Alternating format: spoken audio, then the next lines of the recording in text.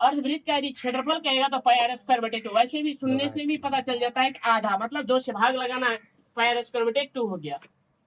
एक त्रिज्यखंड हुआ, त्रिज्यखंड में क्या हो गया, त्रिज्या, ये भी त्रिज्या हो गया, ये लघुचाप हो गया, छोटा खंड हुआ, इसे लघुचाप बोला जाता है इसको। त्रिज्यखंड का यदि क्षेत्रफल कहेंगे तो इसके बीच में जो एंगल बनेगा थीटा हो गया बट्टा 360 और पाई आर स्क्वायर, दोनों का आर स्क्वायर हो गया, इसलिए आर स्क्वायर लिखा था, थीटा बटे 360 गुना पाई आर स्क्वायर हो गया। और चाप की लंबाई यदि कहेगा, ये चाप की लंबाई निकालने के लिए इसका फॉर्मूला होता है थीटा बटे 360 गुना 2 पाई आर, क्योंकि पूरा संपूर्ण लेंगे तो थीटा बटे 360 गुना 2 पाई आर होता है। इसके बाद आगे पढ़ेंगे, मान लीजिए अर्धवृत्त पढ़ लिए, वृत्त पढ़ लिए, उसके बाद हम पढ़ेंगे त्रिभुज के बारे में। क्या? त्रिभुज के बारे में।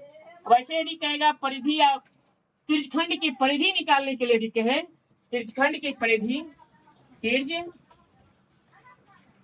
की परिधि यदि निकालने के लिए कहे परिधि, तो त्रिज्यखंड की परिधि बराबर सूत्र होता है, त्रिज्यखंड की परिधि बराबर सूत्र चाप की लंबाई प्लस 2r, चाप की लंबाई या प्लस 2r, चाप की लंबाई या प्लस 2r। कैसे हुआ देखिए, एक चाप की लंबाई हुआ, चाप जब हम रखें तो चाप की लंबाई और एक आर, ये एक आर 2r हो गया, अर्थात त्रिज्यखंड की परिधि निकालने के लिए कहेगा तो चाप की लंबाई प्लस 2r हो गया। इसके बाद हम पढ़ेंगे त्रिभुज के बारे में, इसके बाद त्रिभुज के बारे में पढ़ेंगे।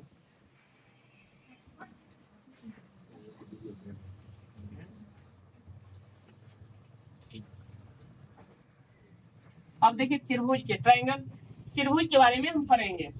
ट्रायंगल यानी त्रिभुज, त्रिभुज इंग्लिश में बोला जाता है ट्रायंगल, इंग्लिश उतना मायने नहीं रखता है। त्रिभुज हो गया त्रिभुज, तो त्रिभुज के अंतःकोणों का योग कितना होता है, त्रिभुज के टोटल यदि निकालेंगे तो त्रिभुज के अंतःकोणों का योग 180 डिग्री होता है। त्रिभुज कोई भी त्रिभुज हो उसके अंतःकोणों का योग 180 डिग्री होता है। तो त्रिभुज के अंतःकोणों का योग, त्रिभुज के अंतःकोणों का योग, कोणों का योग बराबर 180 डिग्री होता है। कितना? त्रिभुज के अंतःकोणों का योग कितना? 180 डिग्री हो गया। त्रिभुज के बाह्य कोणों का योगफल होता है 360 डिग्री। त्रिभुज के बाह्य कोणों का योग, बाह्य कोणों का योग बराबर होता है कितना? 180 डिग्री। कितना? Sorry 360 degree. कितना? 360। त्रिभुज के अंतःकोणों का योग 180 डिग्री, त्रिभुज के बाह्य कोणों का योग 360 डिग्री होता है। यदि त्रिभुज के किसी दो भुजाओं का योगफल किसी भुजा से बड़ा हो, किसी त्रिभुज यानी कर्ण प्रकार से दो भुजाओं के वर्गों के योग के बराबर पाइथागोरस प्रमेय होता है। और त्रिभुज के किसी भी दो भुजाओं का अंतर तीसरी भुजा से छोटा होता है। त्रिभुज के किसी भी दो भुजा का अंतर तीसरी भुजा से छोटा होता है। त्रिभुज के किसी दो भुजाओं का अंतर, त्रिभुज के किसी दो भुजाओं का अंतर, किसी दो भुजाओं का अंतर, किसी दो भुजाओं का अंतर, किसी दो भुजाओं का अंतर तीसरी भुजा से, त्रिभुज के किसी दो भुजाओं का अंतर तीसरी भुजा से छोटी होती है, तीसरी भुजा से छोटी होती है, तीसरी भुजा से छोटी होती है, तीसरी भुजा से छोटी होती है, छोटी होती है। मतलब दो भुजा का अंतर जिसने तीसरी भुजा से छोटा है हर हमेशा, त्रिभुज का हो गया। इसके बाद हमको पढ़ना है भुजा के बारे में पढ़ लिए। बाएं कोणों का योग हम पता है 360 डिग्री, अंतर कोणों का योग 180 डिग्री, और हर हमेशा ये पता ही चल जाएगा। और कौन सा कौन त्रिभुज है ये मान रखने से पता चल जाएगा, कौन समबाहु त्रिभुज है, कौन न्यून कोण है, कौन समद्विबाहु त्रिभुज है, कौन समकोण त्रिभुज है, इस सब के बारे में थोड़ा बहुत जानकारी लेंगे।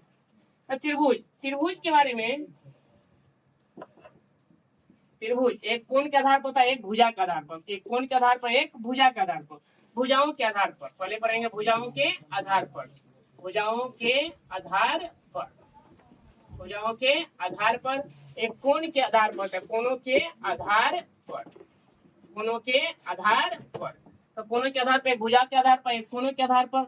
भुजा के आधार पर पहला होता है समबाहु त्रिभुज, दूसरा होता है समद्विबाहु, तीसरा होता है विषमबाहु त्रिभुज।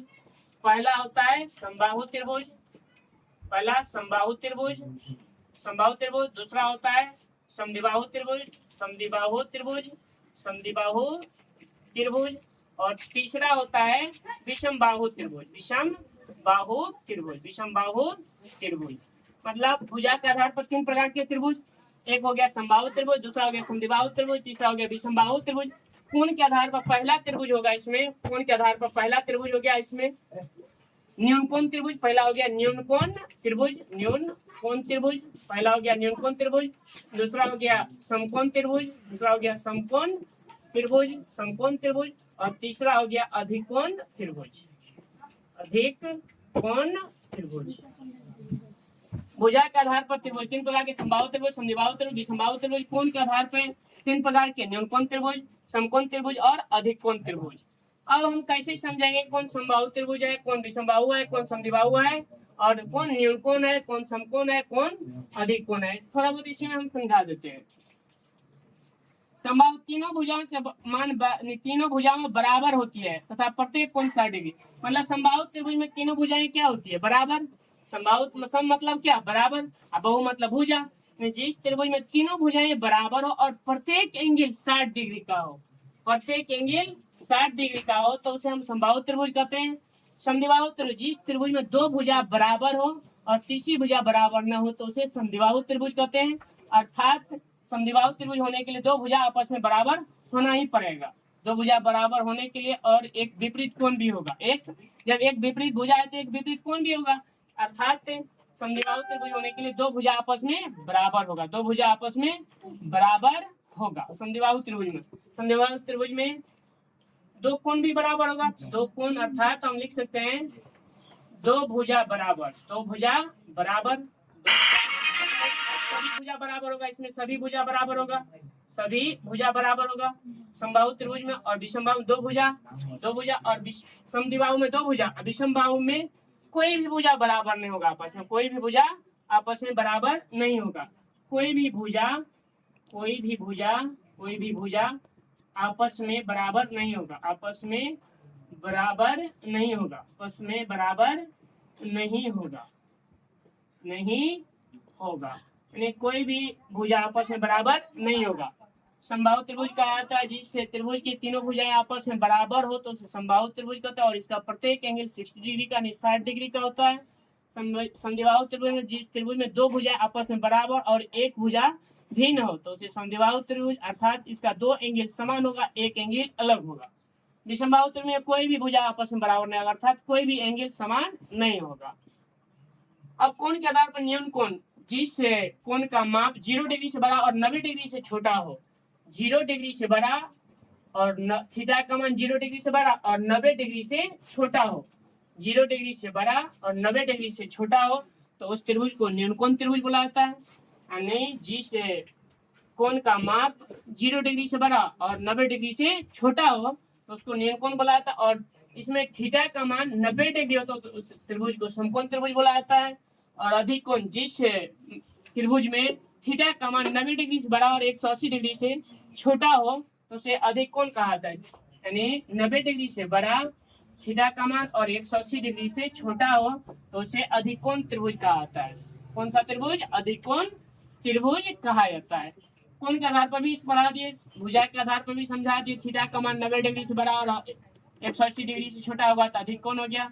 एक होता है संपूर्ण कोण, अर्थात संपूर्ण एंगल का मान होना चाहिए 360 डिग्री। यदि 360 डिग्री हो गया तो संपूर्ण कोण हो जाएगा। क्या हो गया, संपूर्ण कोण हो जाएगा। ठीक, और भुजा यदि बराबर है तो